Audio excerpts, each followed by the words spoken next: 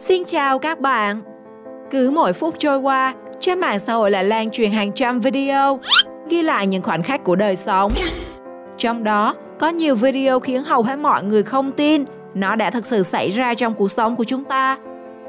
Muốn biết những điều khó tin này là gì? Sau đây, các bạn hãy cùng Thế giới hôm nay khám phá 50 hành động mà không ai tin nó đã xảy ra, được camera vô tình quay lại.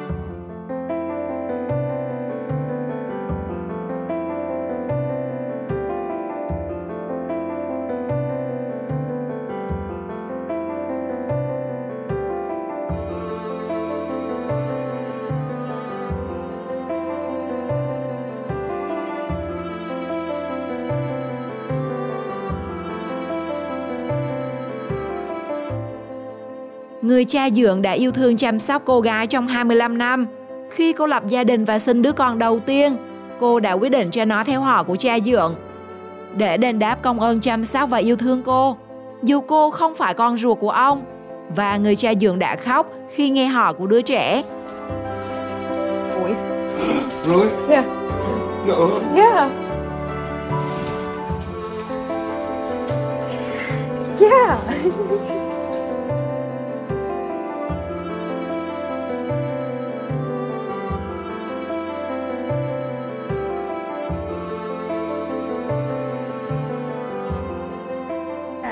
Cậu bé bị khiếm thính từ lúc mới sinh đã khiến bé chẳng nghe được gì. Sau khi được các bác sĩ hỗ trợ sử dụng máy trợ thính, và biểu cảm của cậu bé khi lần đầu tiên được nghe tiếng mẹ đẻ khiến mọi con tim tan vỡ. Hi.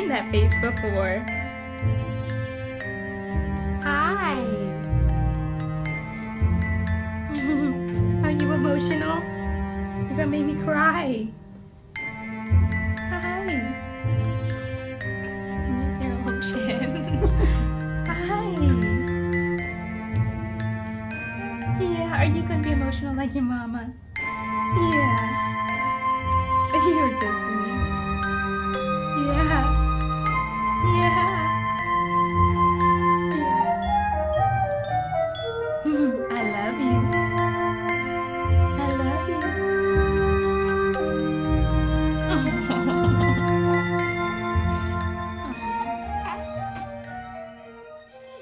Vì cuộc sống, người cha phải đi làm xa và chỉ có thể giao tiếp với đứa con 3 tuổi của mình thông qua camera. Khi bị ngã, cậu bé không khóc và bình tĩnh đứng lên, như để nói với cha con vẫn ổn và rất mạnh mẽ.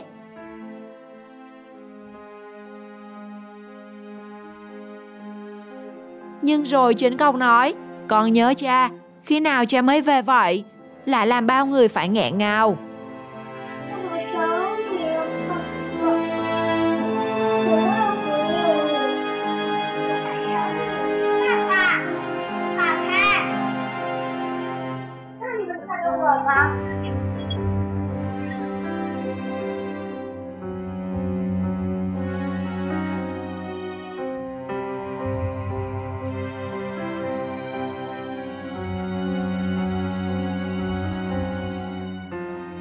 Trước khi người mẹ qua đời, cậu bé đã hứa với mẹ sẽ học hành chăm chỉ. Và mỗi ngày, cậu đều đến mộ, chỉ để cho mẹ xem điểm học tập của mình. Cậu đã khóc và thậm chí là ngủ bên mộ, để tìm kiếm cảm giác được mẹ yêu thương ngày xưa. Vậy nên ai còn mẹ thì hãy trân trọng mỗi phút giây được ở bên mẹ nhé.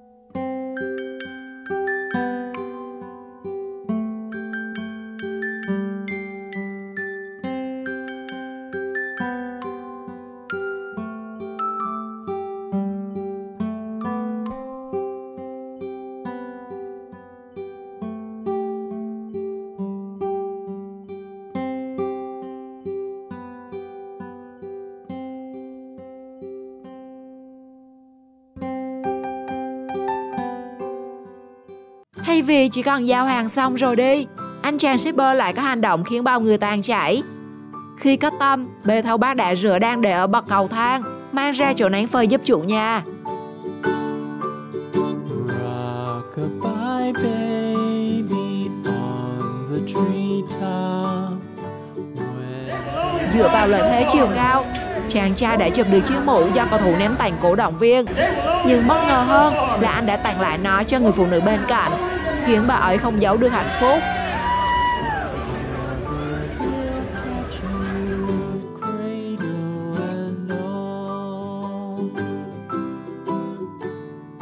Bất chấp cảnh gió lớn của cơn bão đang cuốn bay mọi thứ, người phụ nữ đã dũng cảm đi ra khỏi nhà để tìm kiếm sự giúp đỡ cho cả gia đình.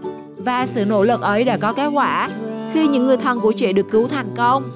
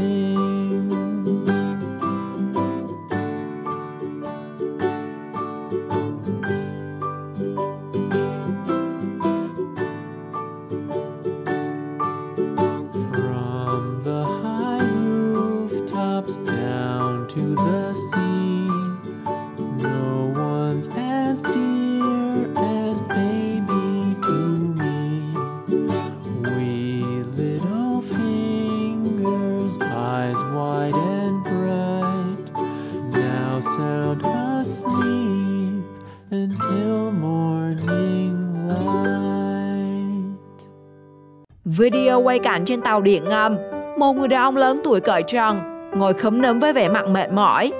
Chứng kiến cảnh đó, một chàng trai đã cởi áo thun của mình, rồi tự tay mặc cho người đàn ông.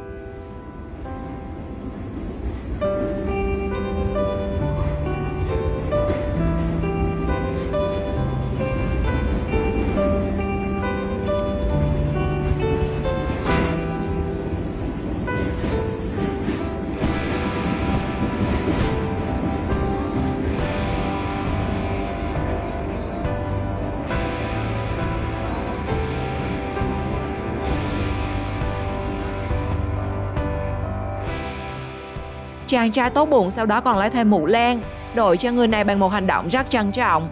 Hình ảnh này có làm bạn tin rằng lòng tốt luôn ở quanh ta hay không?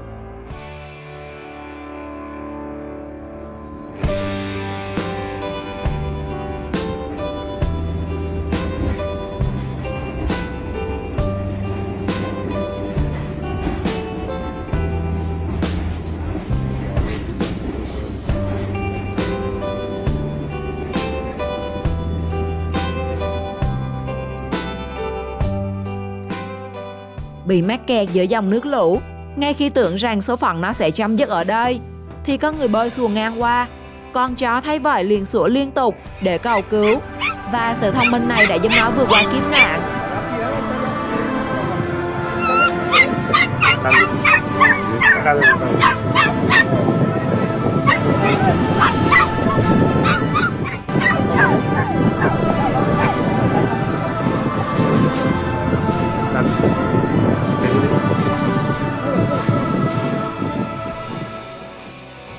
Dù không hoa và quà, thậm chí là bánh kem hay cây nến, nhưng với những câu hát chúc mừng sinh nhật đơn giản, nữ y tá đã đem lại niềm vui to lớn cho người phụ nữ đang phải chống chọi với căn bệnh ung thư.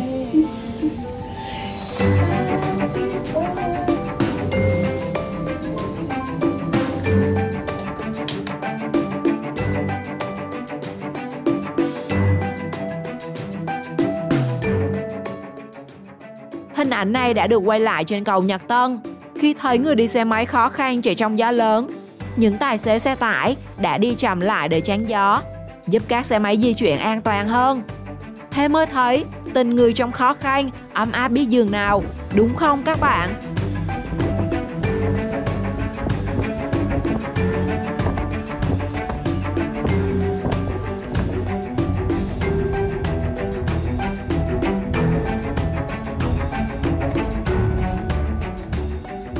Khi phát hiện một học sinh bị sốt và co giật, tựa như tấm lòng của một người mẹ, cô giáo đã bế đứa trẻ chạy ra giữa đường và không ngần ngại quỳ trước đầu xe ô tô xin giúp đỡ.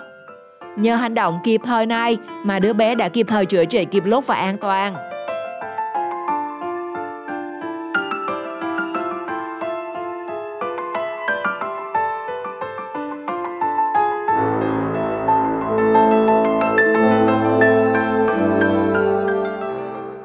Thấy chú chó hoang ngủ trên bãi cát, cô bé đã lấy khăn mang đến đắp cho con chó, rồi lấy gối để nó kê đầu.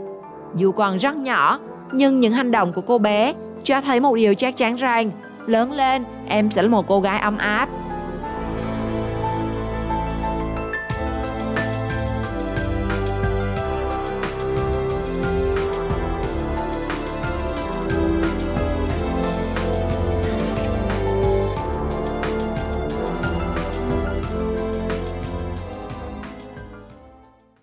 Dù còn rất nhỏ tuổi, nhưng khi thấy người khác làm việc, cậu bé đã biết giúp đỡ hết mình.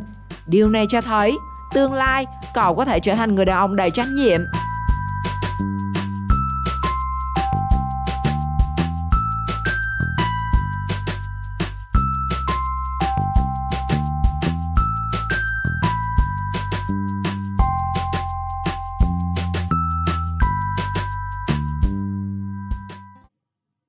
Dù có một người cha không lành lặn như bao người, nhưng cô bé đã không ghét bỏ. Hành động tận tình đút thức ăn cho cha của cô bé đã làm bao người xúc động.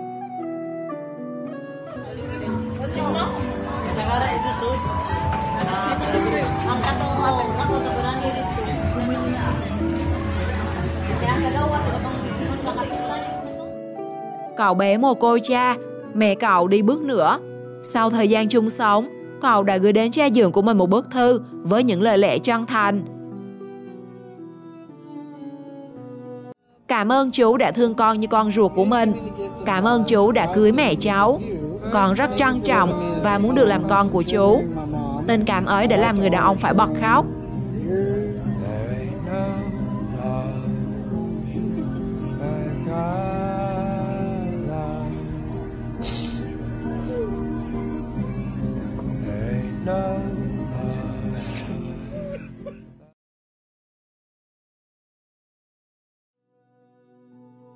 Dù không thể làm gì con rắn đang chiếm ổ, nhưng hai con vịt vẫn đứng đó, như để bảo vệ những quả trứng của mình.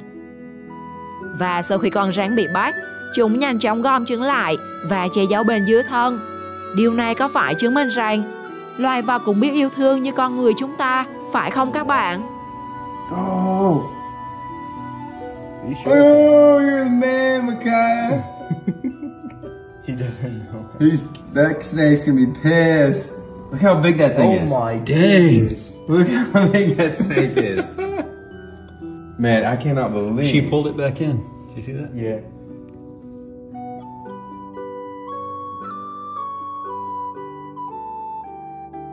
Người phụ nữ dẫn theo hai đứa con của mình vào một cửa tiệm để bán chiếc nhẫn. Đó là món quà mà mẹ cô ấy đã tặng cho cô khi còn sống. Nhưng do làm ăn bị phá sản, cô buộc lòng phải bán chiếc nhẫn để trang trải cuộc sống gia đình. Khi biết đây là vật kỷ niệm, người chủ đã trả tiền mua nhẫn, nhưng đồng thời cũng tặng lại chiếc nhẫn, bởi anh biết những món quà của mẹ nó có ý nghĩa như thế nào.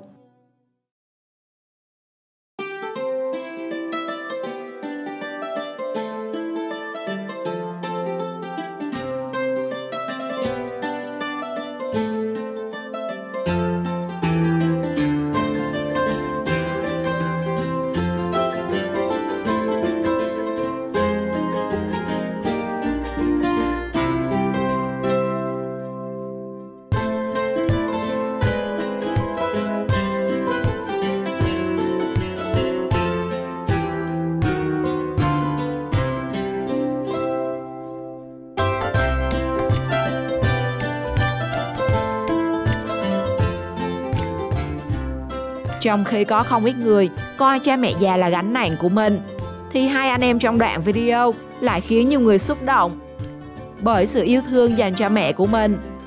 Vì mẹ bị say xe, để bà không khó chịu, nên dù đã gần 60 tuổi, nhưng họ lại thay nhau gánh người mẹ đã 89 tuổi, đi bộ suốt 20 phút để đến bệnh viện khám bệnh cho mẹ. Liệu bạn có làm được như thế?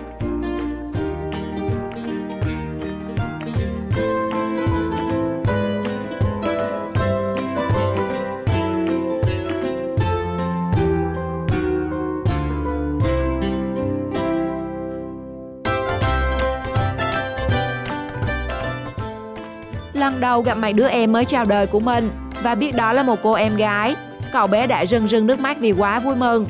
Chắc rằng trong tương lai, cậu sẽ là một ông anh rất yêu thương em gái. Baby sister.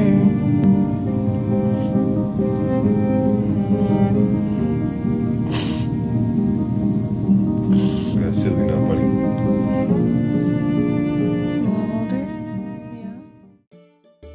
Cậu bé bị khiếm thị bẩm sinh nên thế giới xung quanh với cậu hoàn toàn mờ nhạt.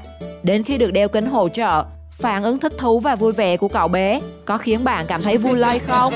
Comment câu trả lời cho mình biết nhé. Hi, baby. Hello. Wow, mister, you can see. Yeah, good. So he still has a little bit of space, but starts to pull snug right there. You still have like a quarter inch so you can tighten it.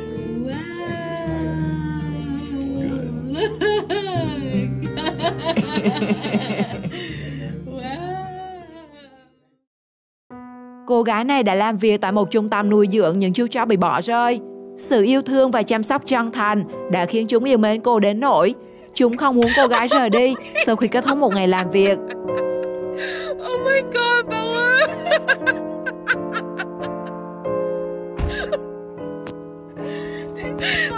They don't want you to leave. Video dù không có tiếng, nhưng ai cũng hiểu được nội dung câu chuyện. Ai cũng hiểu được người mẹ đã nhớ con đến giường nào. Đôi khi hạnh phúc không phải là nụ cười, mà là những cái ôm cùng với nước mắt.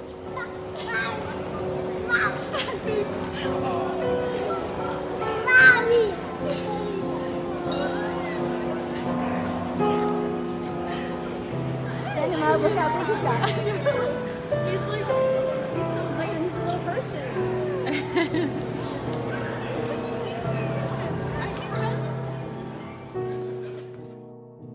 Sau gần 3 năm đi làm xa, người con trai bất ngờ trở về. Mọi thứ vỡ òa trước phản ứng vui mừng và hạnh phúc của người mẹ.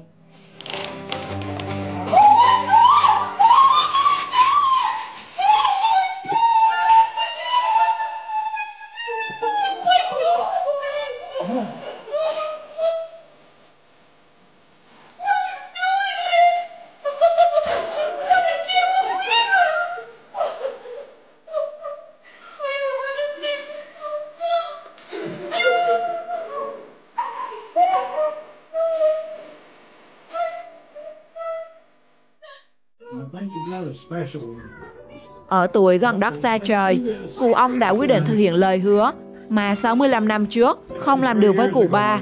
Đó là tặng vợ chiếc nhẫn, vì trước kia nó là điều rất xa xỉ với họ.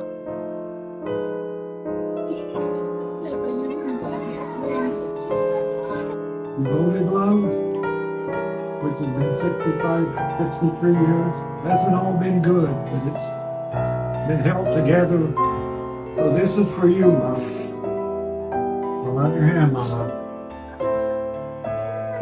This is for you.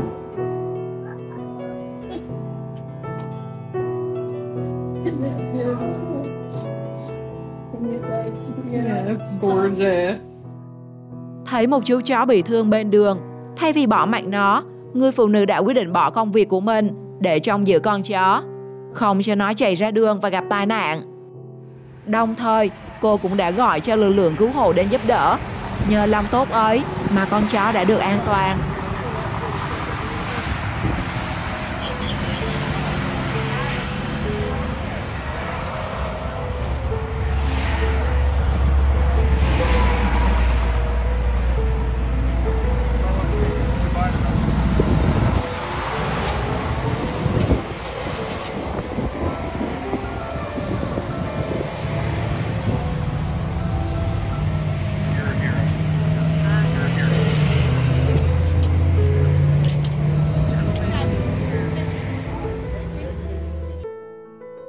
Cô gái mang thai và lần lượt báo tin cho người thân hai bên gia đình.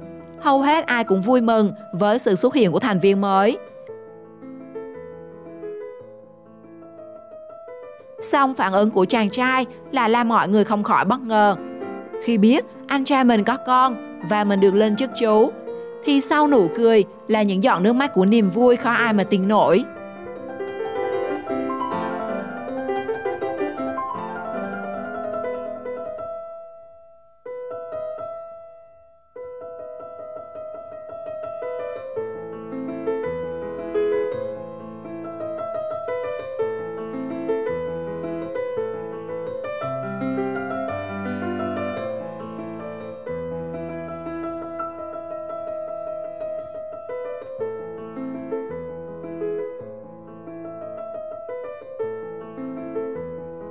Hành động nào trong video làm bạn cảm thấy xúc động và không nghĩ rằng nó lại xảy ra nhất? Comment câu trả lời của bạn cho mình biết trong phần bình luận nhé. Xin chào và hẹn gặp lại!